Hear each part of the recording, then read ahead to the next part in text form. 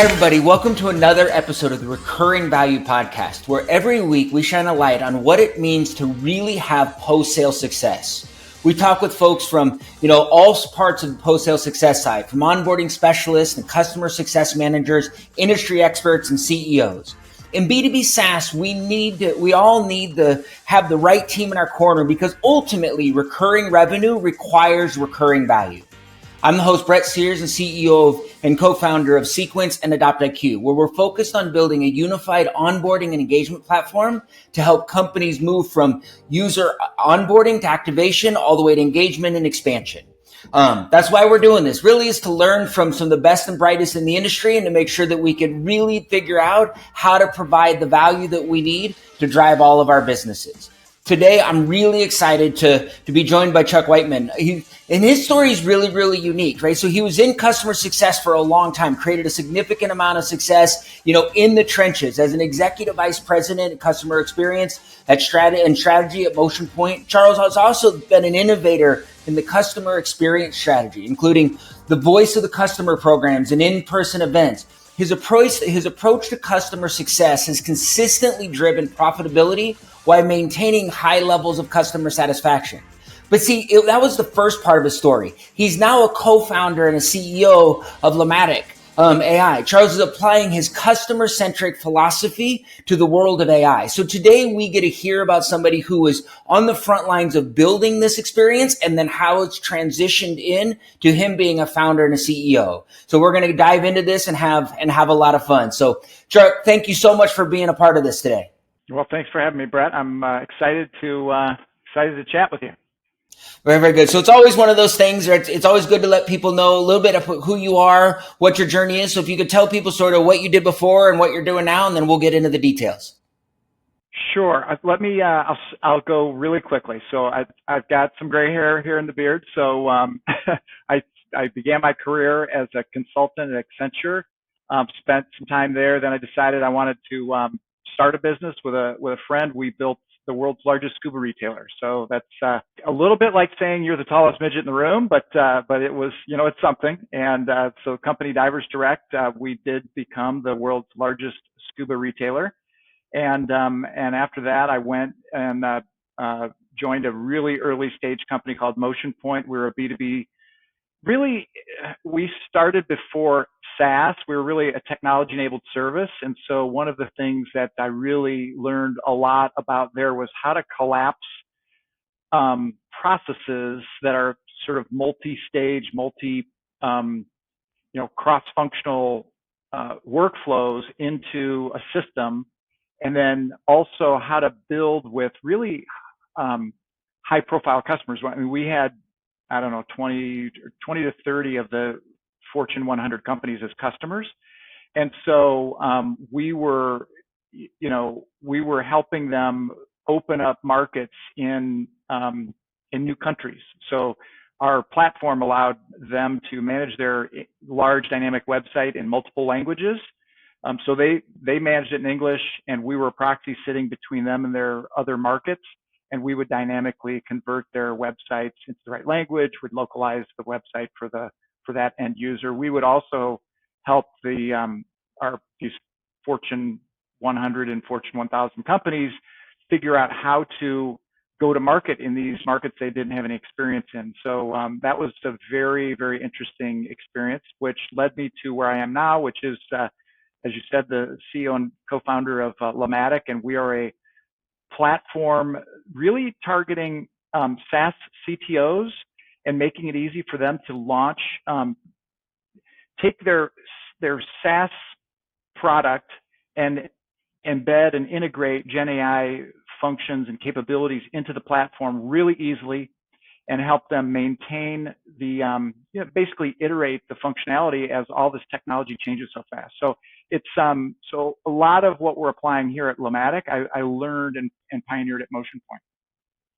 So it's interesting. It sounds like your entire career you've lived with companies post-sale. So not even like the job of the job, but like the companies are, and every one of them is like, okay, they've got a product, they've got a customer. Now it's like, how do they drive that and reach the people that they need to? Yeah, I would say that's true. I mean, At MotionPoint, I got involved in the go-to-market selling process only because customers wanted to know, are we going to be successful if we go down this path? And so, the teams that worked for me were the people that actually made them successful. So they oftentimes wanted to speak with me or members of my team that would give them some level of confidence that we knew what we were doing. Perfect.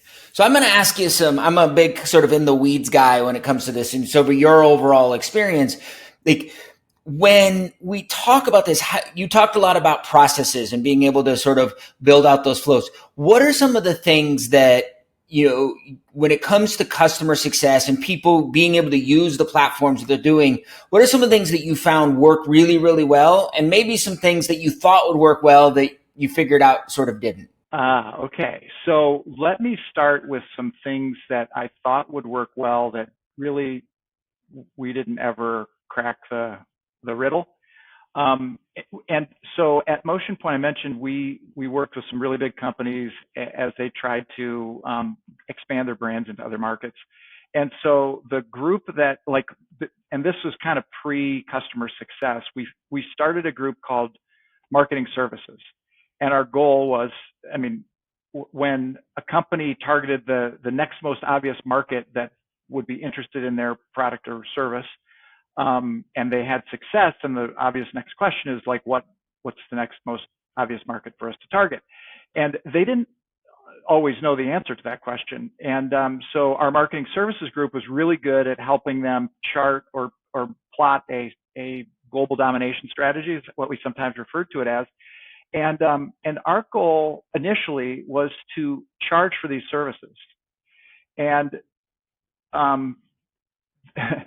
that turned out to be quite difficult. And what we learned was that the customer, like the amount of value we were delivering to the customer, manifested itself in additional markets that we would sell. So we could, the second market we got a customer into would double our revenue. So we didn't actually need to charge for the marketing services. And so that was while the strategy was successful, our go-to-market plan failed.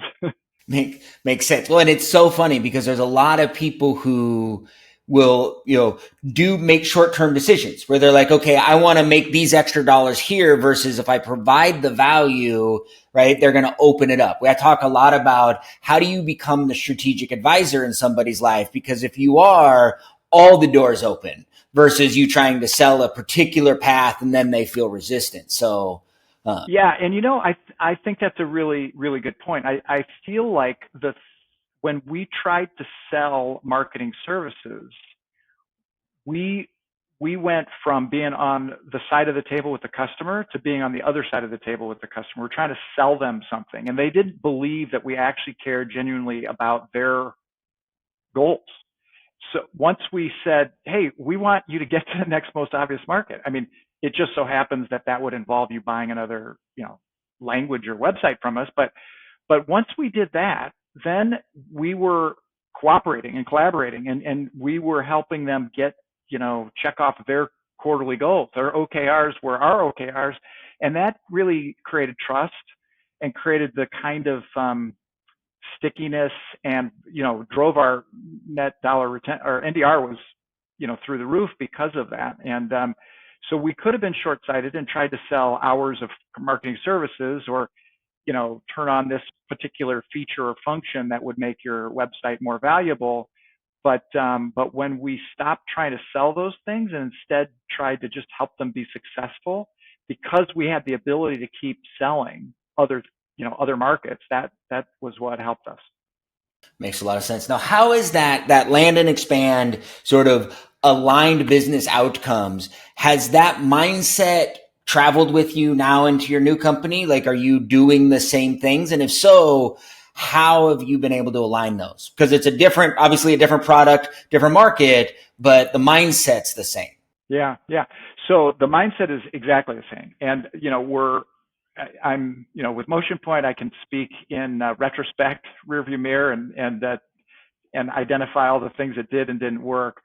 We're just getting started here at Lamatic. So we've got the product out in the hands of customers. We've had several customers come back, and I think our first customer has now bought 3 more projects. And so we've, in a small little slice, we've been able to replicate what we did successfully at MotionPoint. But the mentality is exactly the same. So if you've got a product or you've got a company, there's unlimited, maybe not truly unlimited, but there's certainly more than one opportunity to inject Gen AI into your product, that your customers take advantage of, or within your business process. And so what our goal is to help them, identify the lowest hanging piece of fruit, which is kind of a use case exercise, help them quickly deploy it. Most importantly, keep the capability up to date, even as things change at sort of breakneck speed in sort of the Gen AI ecosystem, Mm-hmm. and then help them identify the next most, lowest hanging piece of fruit and replicate that. So that, we're basically, replicating the playbook that we pioneered at MotionPoint with Lamatic. It's awesome. And I can't give a better explanation than what you just like in aligned business outcomes. And everyone talks about, right, we want to be able to drive the post-sale success should be driving revenue. But there's a lot of folks that get caught up in, well, I don't want to be in sales. I'm not on this side. I feel weird pushing and selling. And you're like, no, if you understand the business outcomes and your product actually can expand that, all we've got to do is give language to it, deliver on it, and then point them to it. And it should be a natural expansion. It's when we think that we're trying to sell something that's out of alignment that starts to get everybody in uncomfort. So I'm excited to hear you replicating that and being able to articulate it, because that's awesome. I mean, it's the Olympics right now, so we watched the gymnasts on the balance beam, and I think it really is a narrow path that you have to walk in order to do this well. A lot of times customer success rolls up to sales, and sales wants a quota. They want to see direct revenue from, hang the quota on the CSM or whatever. And that doesn't work very well because it short circuits that trusted relationship. The other thing that doesn't work very well is putting very green people. I don't think it's green. I think the CSMs need to have the competence and the aptitude to actually provide value. So a lot of companies will make the mistake of putting really low skilled people, and it's more of a, you've got somebody you can call, but they can't actually answer any questions. They can't do anything for you. They'll try to pull in the right resources, but if they're not high enough horsepower, they're going to be unsuccessful at that too. So I think, the two mistakes are kind of either side of the balance beam are trying to directly monetize the work can be trust busting, and also putting incompetent, that's a harsh word, just people who don't have the aptitude to help customers build the value. That's just a waste of time too. So that's why I think it's a little bit like a balance beam. Yeah, it really is. High strategic communicators and processors should be in that role. I think, we've talked about this, but I think one of the biggest challenges is in B2B SaaS, right? This is a 20-year-old industry. Like, recurring revenue in software isn't a thing. Like, was just Salesforce sort of made it up, right? And so all these companies now, right, for the last 20 years, and most of the managers and the high VPs have come from a traditional sales and marketing background, where the dollars, right, the old funnel where the dollars come out at the bottom and you're like, I got the dollars and I'm done. Hey, you guys over on the other side, just don't screw it up. And I think that over the next 5 years, there's going to be a shift where a lot more of the CROs, a lot more of the head of customers are going to come from this strategic post-sale side, where they understand that the expansion of dollars is actually after the first buy. I always sort of think about it as, really that first year in an enterprise contract is really a POC. Right? If you get a 90-day POC, you do everything you can to take care of it, right? You throw everything at it, you're high service, you're like, oh, because that contract's going to be great. Well, the first year is really a POC. It's not really a contract until they've renewed, until they've expanded, until they've started to, sort of drive that. And so I think over the next, this next movement's going to be this expansion of this post-sale. And a lot of what you're saying are the seedlings of where this comes from. So that makes a lot of sense. I'm excited to sort of have you talk about that.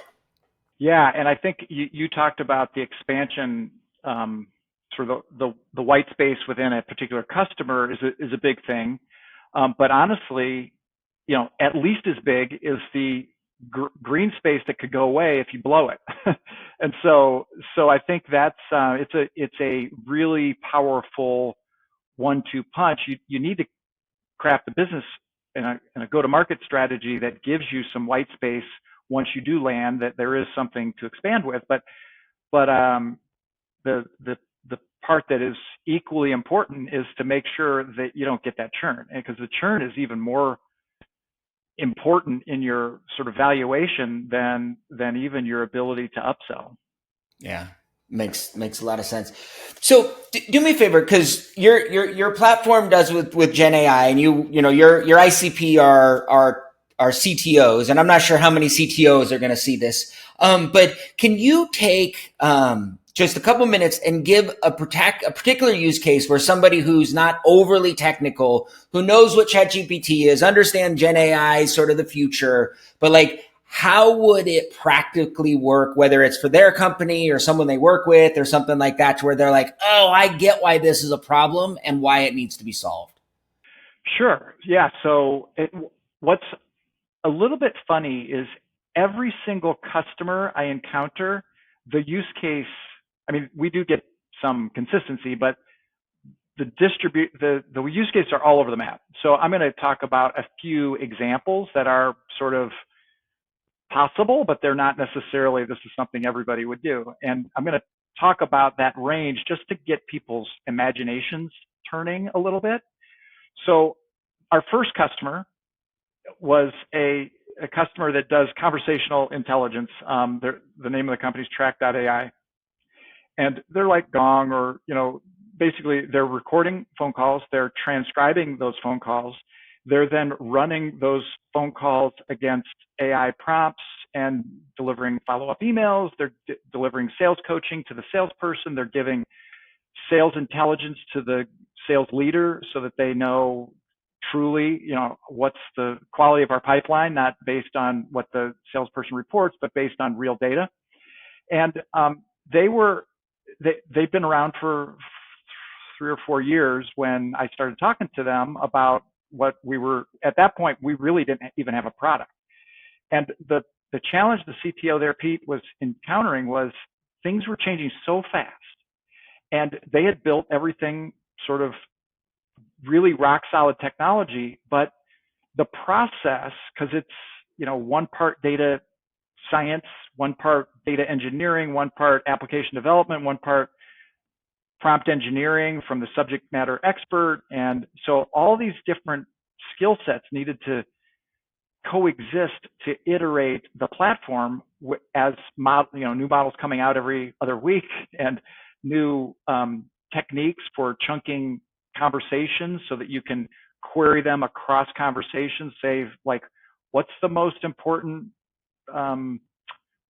feature request for Track.ai over the last quarter? What's for this particular sales leader at one of their customers, who's our advocate? Who's our detractor? What are the main selling points? What are the main objections? Like, those sorts of questions were really difficult for them those are on the roadmap, and they've been sitting there for a long time. And so when I started talking to Pete, he immediately saw the ability for our platform to basically allow him to plug some middleware in that would make a lot of the complexity just disappear, and he could focus on the stuff that actually differentiated their product, as opposed to trying to keep all the plumbing running.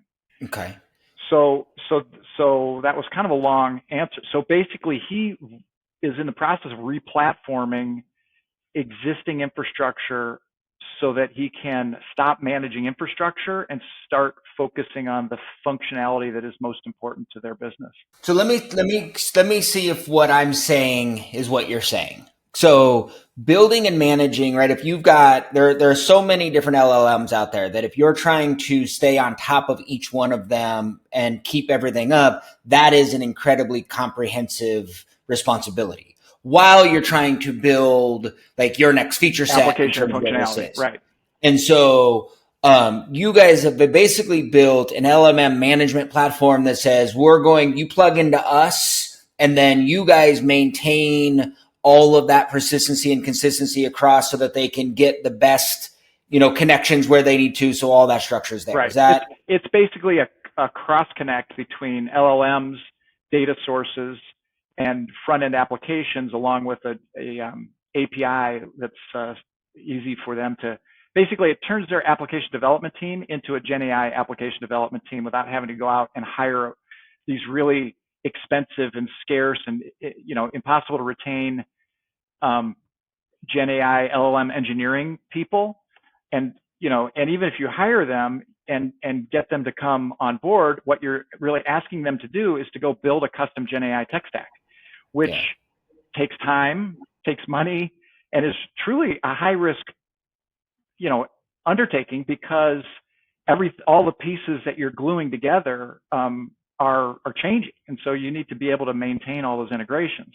And so rather than invest the time and really assume the tech debt that is required to build all that, Mm-hmm. outsource it, platform as a service, plug in, let somebody else deal with.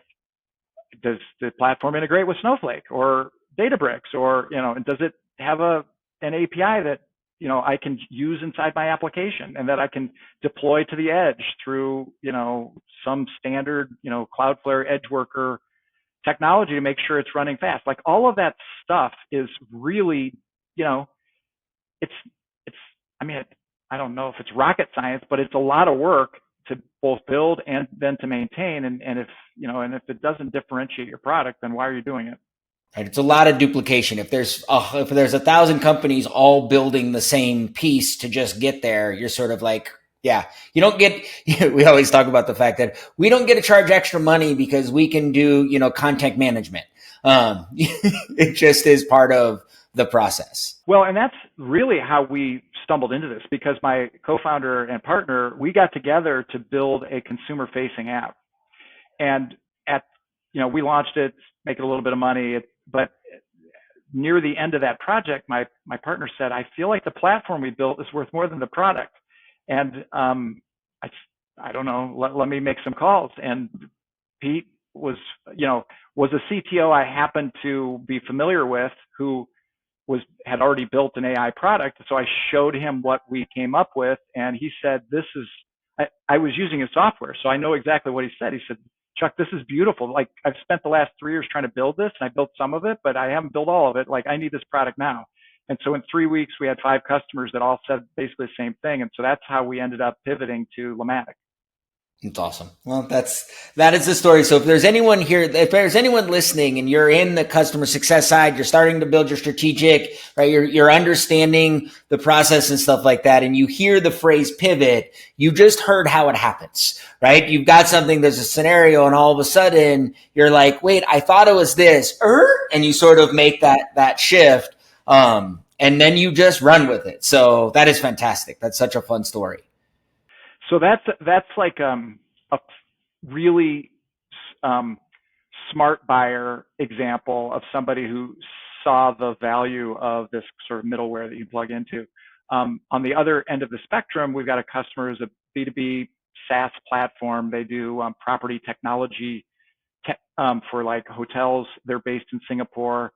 And what they were able to do with our platform, because it has managed connections to all these different platforms, they were able to, all of their product information, employee manuals, and procedures were all stored in I think they have it in Google Docs. They dragged Google Docs into this workflow, dragged in ChatGPT 3.5, I think, and then dragged in Slack. And in an afternoon, they vectorized all that content and published a Slack channel that all their employees use to ask questions about, like, how do I take vacation, or how do I adjust the temperature with, using the technology. And they get an answer instantly back from AI, along with links to the documents where those answers are more fully explained. So that was, a super fast example of something that, a customer of ours was able to do with our platform. And then We've got another customer who makes customized sculptures, and the guy that owns that company said, hey, whenever we have somebody call with a customized sculpture idea, we spend an hour on the phone with them trying to figure out what it is that they have in their head. Could we create a system where they just describe what they want? They get, a handful of pictures and they pick the one they like the best, and then they iterate on it. And I said, I don't know, let's try it. And so we were able to do that too. So like I said, we don't attempt to tell our customers what their customer needs from Gen AI. They know it.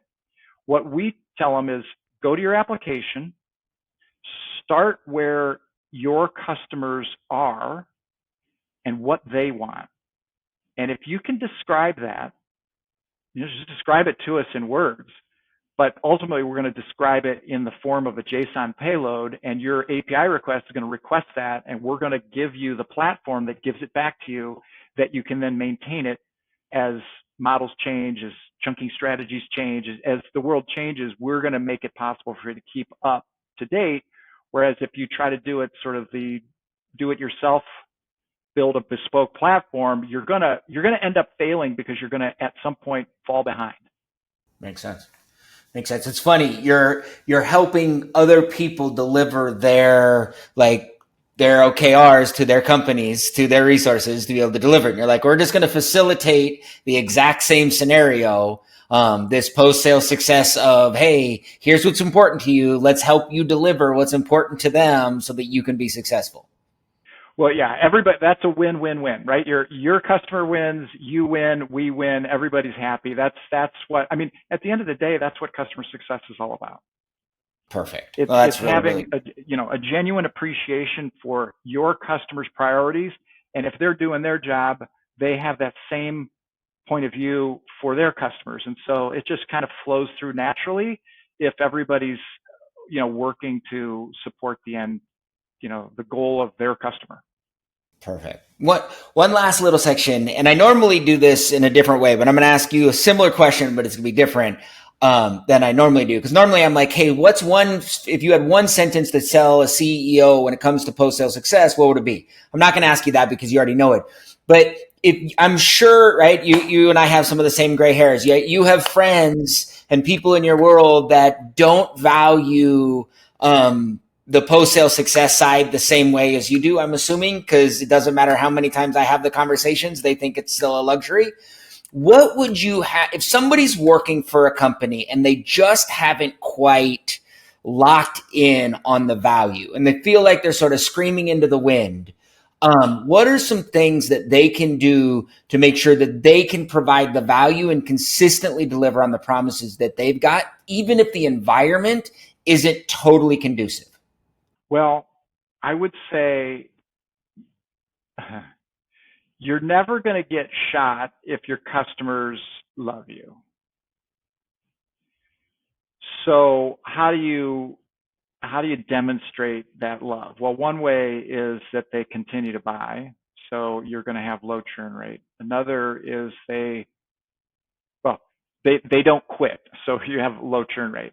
Another way is they're buying more. So that's going to be an upsell rate. And together that gives you your NDR for your portfolio of customers. So I think that's speaking dollars and cents that even, the CFO and CEO can appreciate. And so if you can do that, then, I think you're in good shape.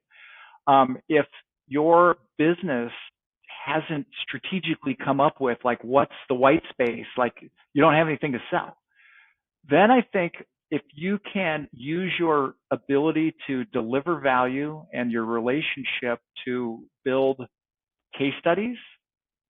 And a lot of, I dealt with a lot of Fortune 100 companies. So a lot of them, that required an act of Congress to get a named case study published.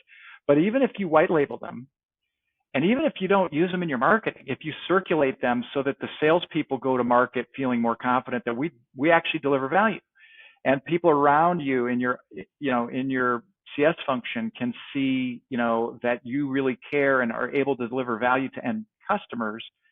I mean, I think that's the way to win. Again, it's all about do you authentically and genuinely care for your customers' success, kind of to use those two words together in an actual sentence, and And are you able to, do you have the aptitude and the skills to actually help them drive it?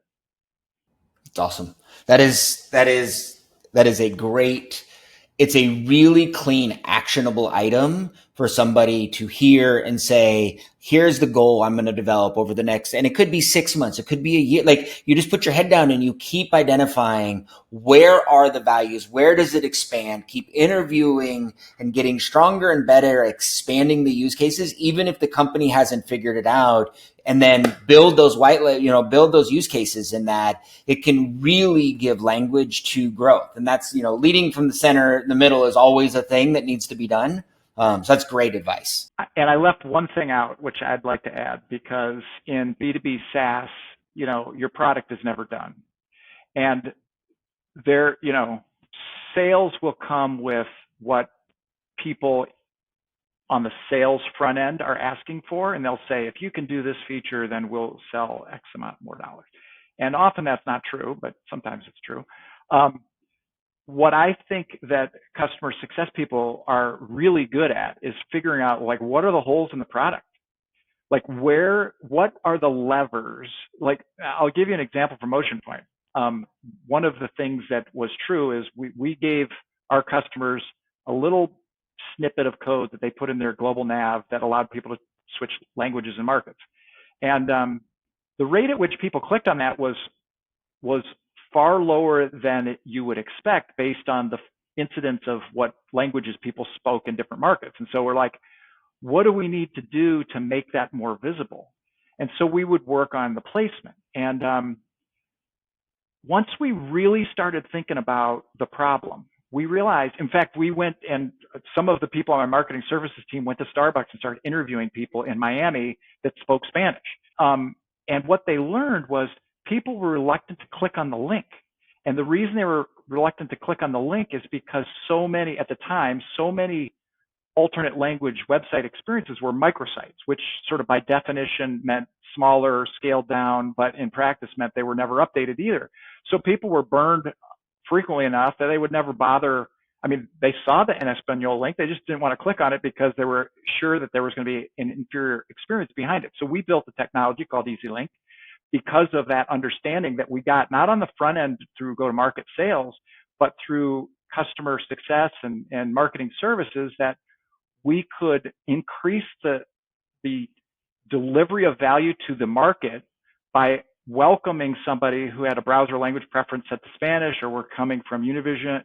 There were all sorts of clues that would tell you that somebody is a likely Spanish speaker, and you could warmly welcome them, bienvenido, in the right language, and let them pick the language preference that they wanted to continue in. And that did two things. One, it gave them an experience that was unusual, and then it exposed them to a fully functioning alternate language website. So one of our customers was Ford, and they have this technology running on their website, and they were like, we don't want to welcome the prototypical F-150 driver with, would you like to use our website in Spanish? But with EasyLink, we could target people very directly, and we overnight doubled the traffic to these translated websites, and over the course of a year, tripled it. So, I mean, we tripled the value of the product that we delivered with a small little insight from a customer success standpoint. That's awesome. That's like that. There's your use case. Like, if anyone's like, how do we do this? What are those little things? They don't have to be huge. And all of us we're all building platforms to solve problems, right? We're all doing it because we understand the pain. Most of the builders are, right, the super users of a particular site, and they're like, this is broken, like, this is good, but, and so being able to bring that realization to people is so critical and fun. So this has been great. I really I appreciate it. Can you let people know? I mean, in the show notes, I'll link your LinkedIn and stuff like that. Can you, if there's anything you're working on or anything you want to share, please let people know where they can find you. Yeah, we've built this platform called Lamatic.ai. It's Lamatic.ai, and it's aimed at, I said SaaS CTOs, but it's really SaaS product teams. That's our target audience has a important and urgent need to integrate Gen AI capabilities into their application. and it's hard and it's slow and it's even harder to keep up. And so our platform makes it easy, basically 3 months faster to market with a lot less work and a lot less surface area of custom code to manage. We're a very, it's not only better and faster, it's also cheaper than doing it the hard way. So, I mean, it truly is better, faster, cheaper, which is usually impossible. It's awesome. Well, anyone who needs it should check it out. It absolutely, right? We're building a platform that leveraging AI and trying to manage and knowing which one, we've got 7 or 8 different LLMs that we plug into to sort of know, oh, this one's really good at this good. So you're addressing a problem that we're emotionally experiencing with Sequence because, doing the video translations and to be able to do that, different platforms are better at different things. Certain ones you need the big expensive ones, certain ones you can use the little cheap ones, right? And knowing how to manage that is critical. You'll be, as you get into it, you'll see these workflows are not just single shot, here's a prompt, give me the answer back with whatever LLM. They're normally strung together and sometimes in parallel, and separate steps will have, we've got workflows that, our first product was Dinnerfy. This was a consumer-facing AI-driven app that was building recipes from scratch, and we would string the main workflow had 4 different models from 3 different vendors, all in that workflow. One of them was the image for the dish itself, and some of them were better performed by a ChatGPT at the time 3.5. So basically, you use the model for what its best use is, and even within a single workflow, you're going to be swapping out different models to do different things.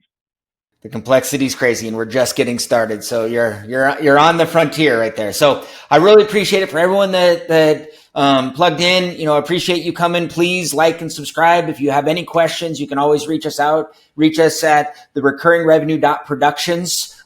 Yes, it's actually .productions because that was sort of fun. And look forward to talking to you guys again. Have a good one, Chuck. Again, thanks again for being a part of today. Thanks, everybody.